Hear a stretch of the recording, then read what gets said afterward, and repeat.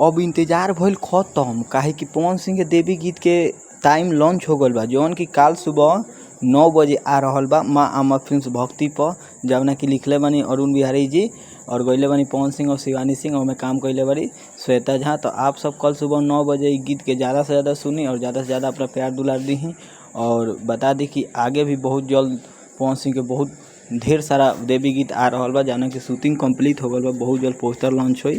तो आप सब ई अड़हुल के फूल के काल सुबह 9 बजे जाके देखी, सुनी और बजाई। और आप सबके बता दी कि माँ अम्मा फिल्म्स भक्ति पर आ रहा बा, जौना कि सब्सक्राइब आजे से रउआ लोग कली। कल सुबह नइखे भूले के 9 बजे आ रहा बा। बहुत बढ़िया सॉन्ग बा, पुराना अंदाज में अड़हुल के फूल। तो बहुत अच्छा गईले बानी पवन सिंह और शिवानी सिंह, और गीत लिखले बानी अरुण बिहारी जी। तो आप सब कल सुबह जरूर देखी। जय माता दी, जय पावर स्टार, जय भोजपुरिया समाज। तो पावर स्टार अपडेट को सब्सक्राइब करी।